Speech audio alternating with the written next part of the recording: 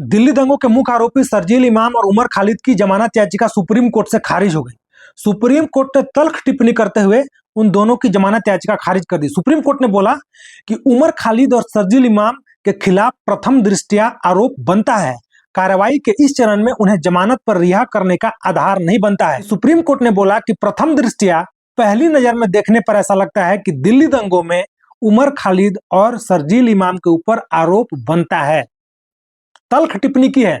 और साथ में सुप्रीम कोर्ट ने यह भी बोल दिया है कि अगले 1 साल तक शर्जील इमाम और उमर खालिद जमानत याचिका नहीं लगा सकते हैं। यानी 5 जनवरी 2026 को जमानत याचिका खारिज हुई है और अगले 1 साल तक यानी 5 जनवरी 2027 तक उमर खालिद और शर्जील इमाम अपनी जमानत याचिका नहीं लगा सकते हैं। और आपको मैं बता दूं कि अभी तक ये दोनों 6 बार निचली कोर्ट से लेकर सुप्रीम कोर्ट तक 6 बार जमानत याचिका लगा चुके हैं पिछले 5 साल में, लेकिन सुप्रीम कोर्ट ने आखिरकार अब उनकी जमानत याचिका खारिज कर दी और 1 साल के लिए जमानत याचिका लगाने पर रोक भी लगा दिया।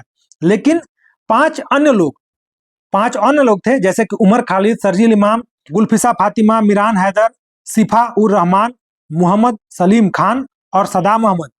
ये लोग थे दिल्ली दंगों के आरोप में 5 साल 3 महीने से जेल में बंद थे। तो 2 लोगों को छोड़कर, शर्जील इमाम और उमर खालिद को छोड़कर बाकी 5 लोगों को जमानत दे दिया गया है, लेकिन कुछ शर्तों के साथ जमानत दिया गया। लगभग 12 शर्तें हैं, उन शर्तों के साथ उनको जमानत दिया गया है। सुप्रीम कोर्ट ने भी बोला है कि जो बाकी 5 आरोपियों को जमानत दिया गया है उनकी और ये 2 लोग यानी शर्जील इमाम और उमर खालिद की स्थिति अलग है। कथित अपराधों में इन दोनों की केंद्रीय भूमिका रही है यानी मुख्य भूमिका रही है, इसलिए बाकी 5 लोगों से इन दोनों की स्थिति अलग है। लंबे समय तक जेल में रहने के कारण 5 साल 3 महीना, लगभग 5 साल 3 महीना से लोग जेल में बंद है। तो जमानत याचिका के बहस के दौरान उमर खालिद और शर्जील इमाम के वकील की तरफ से बोला गया कि संविधान का अनुच्छेद 21 का उल्लंघन हो रहा है, स्वतंत्रता के अधिकार का उल्लंघन हो रहा है। तो सुप्रीम कोर्ट ने बोला कि यह कोर्ट संविधान और कानून के बीच अमूर्त तुलना नहीं कर रहा है। अनुच्छेद 21 संवैधानिक व्यवस्था में खास जगह रखता है।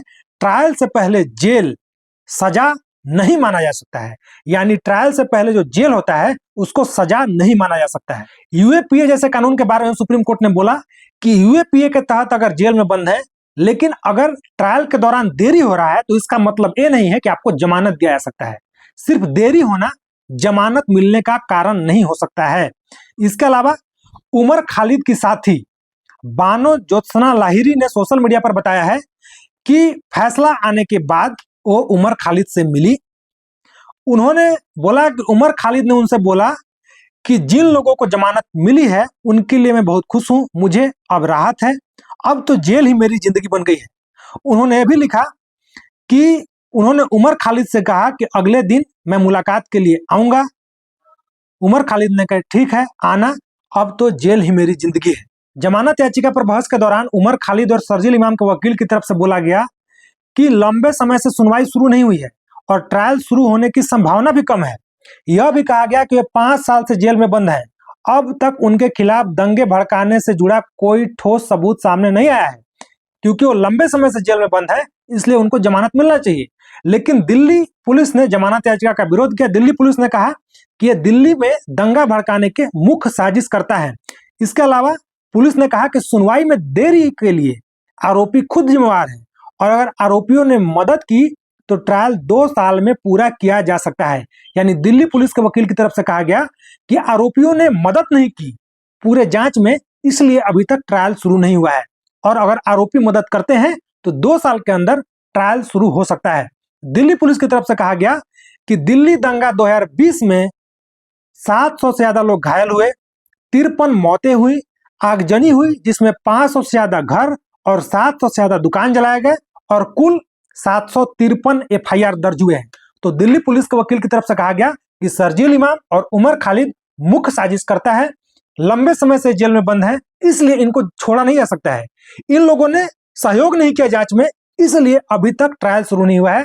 अगर ये लोग सहयोग करेंगे तो 2 साल में ट्रायल हो सकता है, इसलिए इनको जेल से नहीं छोड़ा जाना चाहिए। और सुप्रीम कोर्ट ने दिल्ली पुलिस की तर्क को माना और जमानत याचिका खारिज कर दी। और आपको पता होगा कि जब डोनाल्ड ट्रंप की 2020 में भारत यात्रा थी उसी समय दिल्ली में दंगा हुआ था सीएए कानून के विरोध के आड़ में। तो आप लोगों का इसके बारे में क्या कहना है कमेंट बॉक्स में जरूर लिखिए। आप लोगों का इसके बारे में क्या राय है, आप लोग क्या सोचते हैं इस पूरे फैसले के बारे में, खुलकर कमेंट बॉक्स में अपनी राय जरूर दीजिए। साथ ही अगर चैनल पर नए हैं तो चैनल को सब्सक्राइब कीजिए। फेसबुक अगर आप वीडियो देख रहे हैं तो फेसबुक पेज को फॉलो कीजिए। धन्यवाद।